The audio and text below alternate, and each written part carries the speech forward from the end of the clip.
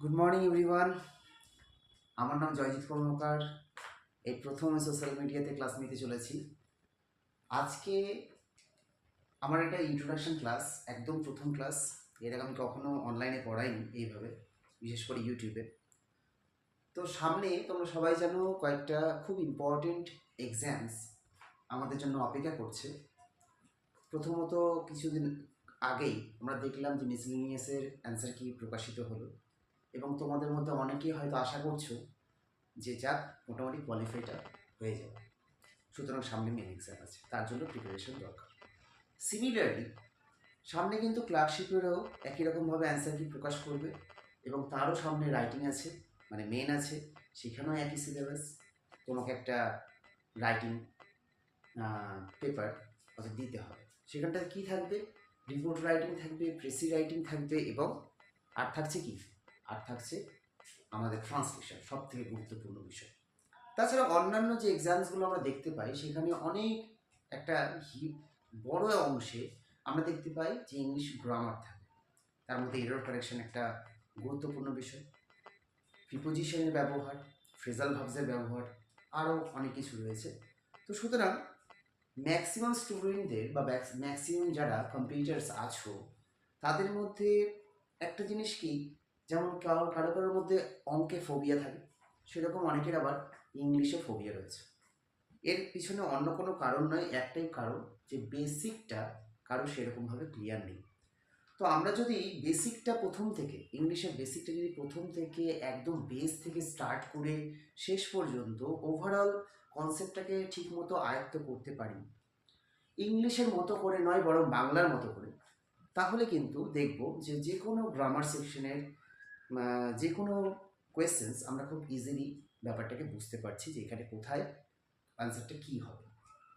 সেটা weather it is preposition হোক বা আর্টিকেলস হোক বা এরর কারেকশন হোক বা ফিল ইন দ্য ব্ল্যাঙ্কস হোক, সমস্ত কিছু ওভারঅল ডিপেন্ড করছে যে তোমার ইংলিশ গ্রামারের নলেজটা কোন জায়গায় দাঁড়িয়ে রয়েছে, তুমি সেটা ধরতে পারছো কি পারছো না। তো আমার এই ক্লাসের মূল উদ্দেশ্য হলো প্রথমত যে গ্রামারের কনসেপ্ট টোটাল ক্লিয়ার করা। আর গ্রামার যখন ক্লিয়ার হয়ে যাবে, আমি যখন ঠিকমতো আর্টিকেলের ব্যবহার জানবো, আমি যখন ঠিকমতো প্রিপোজিশনের ব্যবহার জানবো, আমার যখন টেন্সের সম্বন্ধে ভালো একটা নলেজ ডেপথ আছে, তাহলে সেক্ষেত্রে দাঁড়িয়ে ট্রান্সলেশনে কোনো রকম অসুবিধা হওয়ার কথা নয়। আর বিগত ক্লার্কশিপে দেখা গেছে, যেটাতে আমি নিজে কোয়ালিফাই করেছিলাম, আমার যদিও প্রিলিমিনারি এক্সাম খুব একটা ভালো হয়নি, আমি মোটামুটি অ্যাভারেজ একটা মার্কস পেয়েছিলাম।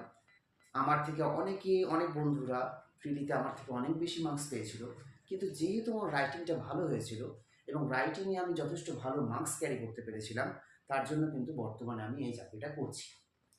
তো আমি চাই যারা যারা কোনো কারণবশত, যেহেতু প্রিলিমিনারি এক্সামটা যথেষ্ট টাফ হয়েছে, weather it is miscellaneous or clerkship, both are the same, যে দুটো পরীক্ষায় বেশ একটা মডারেট লেভেল বা হাই লেভেলের এক্সাম হয়ে যায়। সুতরাং কাট অফটা কম যাক বা বেশি যাক সেটা ম্যাটার করে না, তোমার প্রিলিমিনারিতে এক্সামটা কতটা তুমি কাট অফ থেকে এগিয়ে আছো সেটা কিন্তু যথেষ্ট ম্যাটার করে।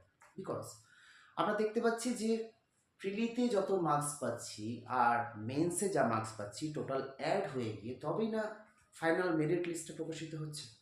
তো যে কেউ প্রিলিতে যদি এগিয়ে থাকে তাহলে মেন্সে তাকে একটা ভালো মার্কস যদি পায় তাহলে অবশ্যই তার সিলেকশনটা একদম পাকা। অন্যদিকে যার প্রিলিমিনারি এক্সামটা একটু খারাপ হয়েছিল, তারা যদি মেনে ভালো মার্কস পেয়ে এগিয়ে যায় তাহলে তাদেরও একটা সিলেকশন হওয়ার চান্সটা অনেকটা বেড়ে যায়। তাহলে এখানে দেখতে গেলে এই সমস্ত, বিশেষ করে এই সমস্ত পরীক্ষাগুলোতে আমাদের রাইটিং স্কিলটার উপরে অনেকটাই ডিপেন্ড করতে হচ্ছে। আর অন্যদিকে আমরা যদি এসএসসি এক্সামগুলো দেখি বা অন্যান্য এক্সামসগুলো দেখি, বা তুমি কোর্টের এক্সাম দাও, বা যে কোনো জেলা ভিত্তিক যে এক্সামসগুলো হচ্ছে বিভিন্ন সিলেকশন পোস্টের জন্য, সেক্ষেত্রে আমরা দেখব ইংলিশের একটা যথেষ্ট বড় ভূমিকা রয়েছে। আমরা জিকে কমপ্লিট করছি, সারা দিনমান ধরে জিকে পড়ছি, আমাদের জিকে মোটামুটি নলেজটা একটা ভালো জায়গায় পৌঁছে গেছে, আমরা রিজনিং ইজিলি করে নিতে পারছি, ম্যাথও কম বেশি হয়ে উঠছে, কিন্তু ইংলিশটা মাথায় ঢোকে না। ইংলিশে গিয়ে সিলি মিস্টেক্সটা দেখবে বেশি হচ্ছে।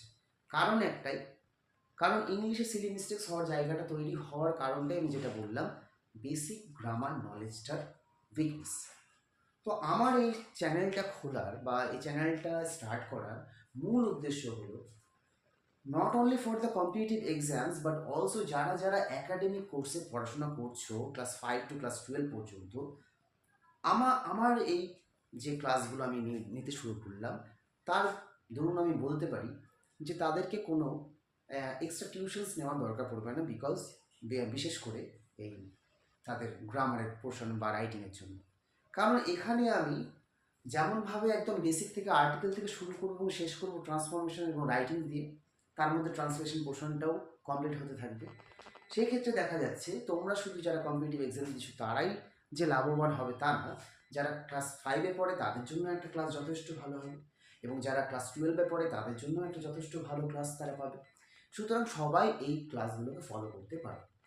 তাহলে আমি কিভাবে জিনিসটাকে কভার করতে চাইছি, দেখো আমরা স্টার্ট করব একদম বেসিক থেকে, যেহেতু তার মানে আমি বলতে পারি একদম বেসিক মানে আমি প্রথমেই শিখবো আর্টিকেলস, যেটা সবাই জানে। আর আমি যে ব্যাচগুলো পড়াই সেই ব্যাচগুলো তো সবাই জানে যে আমি এইভাবেই পড়াই, যে প্রথমে আমি কি করি আর্টিকেলসের কনসেপ্টটা ক্লিয়ার করে দিলাম। 2 নম্বর প্রিপোজিশন, একটা বিশাল গুরুত্বপূর্ণ একটা চ্যাপ্টার প্রিপোজিশন। এখন প্রিপোজিশনের ম্যাক্সিমাম ইউসেজ আসছে। প্রিপোজিশন দু রকম হয়, একটা হচ্ছে কনসেপচুয়াল আর একটা হচ্ছে তোমাকে টেক্সচুয়াল বলতে পারো বা থিওরিটিক্যাল বলতে পারো, যেটা অ্যাপ্রোপ্রিয়েট প্রিপোজিশন, যেটা তোমাকে মুখস্থ করতেই হবে, কিছু করার নেই যে ওই ওয়ার্ডের পরে ওই প্রিপোজিশনে বসবে। সেটা আমি তোমাদেরকে পিডিএফ প্রোভাইড করে দেবো আমার চ্যানেলের মাধ্যমে। আচ্ছা, আর একটা প্রিপোজিশনের ব্যবহার হয় যেটা ফ্রেজাল ভার্বস, যেমন put out, put off, put on. এই যে অফ, অন, আউট, এই যে জিনিসগুলো ইউজ হচ্ছে কার সঙ্গে, ভার্বের সঙ্গে। এগুলো কিন্তু প্রিপোজিশনেরই ব্যবহার, ভার্বের সাথে যেহেতু যুক্ত হচ্ছে তাই এদেরকে বলা হচ্ছে ফ্রেজাল ভার্বস। সেটা আমরা পরে জানবো যে নাম ফ্রেজাল কেন হলো, what is phrase, phrase and ক্লজটা আমরা দেখব। তাহলে আর্টিকেল প্রিপোজিশন করার পরে 3 নম্বর আমরা যেটা শিখবো সেটা হচ্ছে parts of speech. Parts of speech, parts of স্পিচটা হচ্ছে এমন একটা বিষয় গ্রামারের যেটার উপর গোটা পৃথিবীর ইংলিশ ডিপেন্ডেবল। এই পার্টস অফ স্পিচে যা আছে গোটা পৃথিবীর ইংলিশে, সেটা রাইটিং হোক, ওরাল হোক, স্পোকেন হোক, যাই হোক না কেন, সমস্তটা কিছুই পার্টস অফ স্পিচ। ওর মধ্যেই নাউন থাকে, ওর মধ্যে প্রোনাউন, আর একটা সেন্টেন্সের মধ্যে আর কি থাকে, এই পার্টস অফ স্পিচগুলো নিয়েই একটা সেন্টেন্স তৈরি হয়।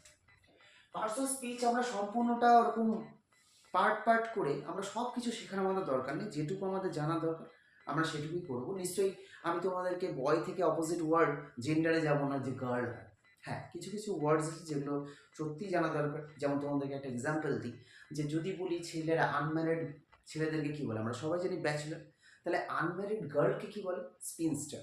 তাহলে এই জিনিসগুলো কিছু কিছু আছে যেগুলো আমাদেরকে জানা দরকার, দরকার পড়লে যদি তোমরা মনে করো আমাকে বলবে, ওটাও আমি তোমাদেরকে পিডিএফ দিতে পারবো। তাহলে পার্টস অফ স্পিচ আমরা noun, pronoun, adjective, verb, adverb, preposition, conjunction, interjection, এর মধ্যে যেটুকু দরকার, যেটুকু না জানলেই নয়, সেগুলো আমরা কভার করে বেরিয়ে যাবো। তারপরে 4 নম্বরে আমরা যাব, যখন আমাদের ওভারঅল এইটুকু কমপ্লিট হয়ে গেল, তখন আমরা জানবো যে একটা সেন্টেন্স, এই সেন্টেন্স এর ফরমেশন কি করে হয়, একটা সেন্টেন্সের মধ্যে কি কি থাকতে পারে, কিভাবে ওর গঠন হয়, সেটা আমরা দেখব। নইলে আমরা গঠন যদি না জানি তাহলে যেখানে সেখানে যে কোনো ওয়ার্ডকে জাম্বলড অবস্থায় ফেললে তো হবে না। নিশ্চয়ই তার একটা নির্দিষ্ট ধরন আছে, একটা নির্দিষ্ট প্লেস আছে, ওই প্লেসমেন্টগুলোকে আমাদের শিখতে হবে। 5 নম্বর, যখন আমরা সেন্টেন্স ফরমেশন শিখে গেলাম তখন আমরা চলে যাব ফ্রেজেস অ্যান্ড ক্লজেস। এটাও সেন্টেন্সের একটা ভাগ। ফ্রেজেস অ্যান্ড ক্লজেসটা আমাদের লাগবে, কারণ এরপরে যখন আমরা ভয়েস চেঞ্জ শিখবো তখন আমাদের এটা দরকার পড়বে, ন্যারেশনে দরকার পড়বে। তারপরে 6 নম্বর আমরা শিখবো, যেটা সব থেকে ভাইটাল আমাদের জানতেই হবে, সেটা হচ্ছে টেন্স। এই হচ্ছে আমাদের টোটাল বেসিক, যেটুকু আমাদেরকে জানতেই হচ্ছে। টেন্সটা যখন আমাদের কমপ্লিট হয়ে গেল বা এতটুকু আমরা যখন জেনে গেছি, এরপর থেকে কিন্তু আমি কি ট্রান্সলেশনটা করতে মোটামুটি পারবো। তখন আমাকে আর ভাবতে হবে না যে সাবজেক্ট কোথায় থাকে, অবজেক্ট কোথায় থাকে, অ্যাডভার্বস কি, কোথায় বসাবো, প্রিপোজিশন কোথায় বসে, এর ব্যবহারগুলো কীভাবে হবে, কীভাবে ট্রান্সলেশনটা স্টার্ট করেছে সেটা আমি এরপর থেকে শুরু করতে পারবো, তার আগে কিন্তু নয়। বেশ, টেন্স যখন হয়ে গেল তারপরে আমি শুরু করব মেন গ্রামার পোর্শনস। এটা গেল তোমার বেসিক। এবার হচ্ছে যেটা, এটা হয়ে গেল তোমার বেসিক। এরপরে যেটা আমি শুরু করব সেটা হচ্ছে মেন গ্রামার। যেমন শুরু হলো তোমার ভয়েস চেঞ্জ, তারপরে শুরু হবে তোমার ন্যারেশন, তারপরে হবে তোমার 9 নম্বর জয়নিং, তারপরে শুরু হবে তোমার ট্রান্সফরমেশন।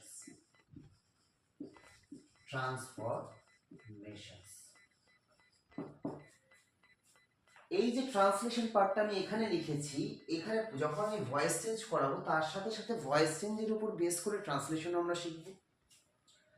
ন্যারেশন আমি যখন করাবো তখন ন্যারেশনের সঙ্গে সঙ্গে আমরা বাংলাতে ট্রান্সলেশনও শিখে যাব। জয়নিং যখন আমরা করব একই রকমভাবে জয়নিংয়ের ক্ষেত্রেও, মানে এখান থেকে আমাদের ট্রান্সলেশন পার্টটা কিন্তু স্টার্ট হয়ে গেছে। নট অনলি শুধু ভয়েস চেঞ্জ শিখবো তা না, সঙ্গে সঙ্গে ট্রান্সলেশনগুলো শিখতে থাকবো। তাহলে আরেকটা জিনিস বলতে গেলে, আমি প্রথম থেকে যখন ফার্স্ট একটা চ্যাপ্টার করাবো, আর্টিকেলটা একটা ক্লাস হবে পুরোটা কনসেপচুয়াল, আমরা বুঝবো। আর একটা সাথে সাথে আর একটা ক্লাস থাকবে যেটাতে ওর উপর বেস করে প্রচুর কোয়েশ্চেন আমরা সলভ করব। সিমিলারলি প্রিপোজিশনের ক্ষেত্রেও তাই, পার্টস অফ স্পিচের ক্ষেত্রেও তাই, সেন্টেন্স ফর্মেশনের ক্ষেত্রেও তাই। আমরা একদিকে ক্লাস শিখবো, অন্যদিকে আমরা ক্লাসে প্র্যাকটিসও করে দেবো। সুতরাং আমাদের, এবং তোমরা অবশ্যই নোটসের ব্যবহার করো। অবশ্যই আমি যেটা ক্লাস করবো সেটা তোমরা ডাউনলোড করে কতবারই বা দেখবে, একটা খাতা মেনটেন করার চেষ্টা করো। আমি যেভাবে শেখাবো তোমরা সেভাবে তুলতে থাকবে। দিনে আমাকে 1 ঘন্টা দিও, বা সপ্তাহে 3 দিন যদি নেই, আমি জানি না কত দিন ক্লাস করতে পারবো। অনেক কিছু আমার পড়ানো থাকে, আমার অফিস থাকে, সমস্ত কিছু ম্যানেজ করে আমি জানি না। আমি স্টার্ট করেছি, এই উদ্যোগটা নিয়েছি, এটা কিভাবে করতে পারবো, কিভাবে আমি এক্সিকিউট করবো সেটা এখনও কোনো রকম প্ল্যানিং নেই, আমি যে স্টার্ট করলাম। তো প্রত্যেকটা চ্যাপ্টারের আমি কি করব, পিডিএফ বা সলভ পেপার একটা রেডি করব, যেখানে আমরা ক্লাসেই সলভ করব। আশা করি তোমাদের কোনো চ্যাপ্টার এমন থাকবে না যে ক্ষেত্রে দাঁড়িয়ে তোমরা বলতে পারবে যে স্যার এই ক্লাসটা না একদমই আমার মাথায় ঢুকলো না। আশা করি এই কথাটা কেউই বলতে পারবে না তোমরা। সুতরাং ওভারঅল সম্পূর্ণটা কমপ্লিট করার পরে আমরা চলে যাব লাস্ট, যেটা হচ্ছে মেইন ব্যাপার, সেটা হলো রাইটিং। এই রাইটিংয়ে ঢোকার আগে তোমরা অলরেডি কিন্তু ট্রান্সলেশন করা শিখে গেছো। এবার বাকি থাকলো রিপোর্ট রাইটিং, বাকি থাকলো প্রেসি রাইটিং। সেগুলো একটা, প্রেসি রাইটিং সম্পূর্ণ নিজের দক্ষতার উপরে ডিপেন্ড করছে। তুমি সারমর্ম লিখছো, মানে একটা প্যাসেজকে পড়ে নিয়ে তার অন্তর্নিহিত অর্থ তোমাকে খুঁজে বার করতে হবে। সেটা কে খুঁজে দেবে? তোমার কল্পনা। সেই কল্পনাটা কী করে আসবে? তোমার ইমাজিনেশন পাওয়ারটা তৈরি হবে কখন? যখন তুমি প্রচুর পরিমাণে প্র্যাকটিস করবে। তাহলে এই রাইটিংয়ের ক্ষেত্রে আমরা প্রচুর পরিমাণে আমাদেরকে প্র্যাকটিস করতে হবে। আমি প্রত্যেকটা ক্লাসে চেষ্টা করব প্রচুর পরিমাণে প্রেসি করতে, প্রচুর পরিমাণে ট্রান্সলেশন করতে, এবং আমি রিপোর্ট রাইটিংয়ের ক্ষেত্রে প্রত্যেকটা আলাদা আলাদা রিপোর্ট রাইটিংয়ের জন্য আমি ফরম্যাট রেডি করে দেবো।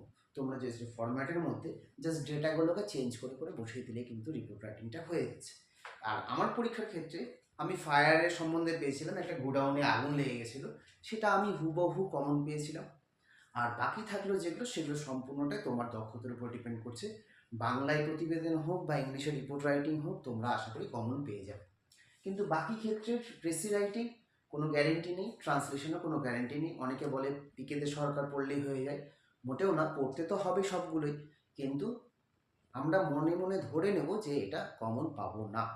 আর কমন না পেলে আরেকটা জিনিস সুবিধা আছে, তোমার দক্ষতাটাই তখন তোমার কাজে দেবে। যার দক্ষতা থাকবে সে ভালো পরীক্ষা দেবে, যার দক্ষতা থাকবে না সে দিতে পারবে না। সুতরাং আশা করি তোমাদের এই ইন্ট্রোডাকশন ক্লাসটা, আমার প্রথম ক্লাস অনলাইনে, এই প্রথম ইউটিউব চ্যানেলের ক্লাস, আশা করি তোমাদের একটু হলেও ইন্টারেস্ট তৈরি করতে পারছি, এবং তোমরা আশা করি আমার ক্লাসটাকে ফলো করতে ইচ্ছুক হবে। দেখো, তোমরা কয়েকটা ক্লাস ফলো করো, আশা করি তোমাদের ভালো লাগবে। Best of luck. চলো।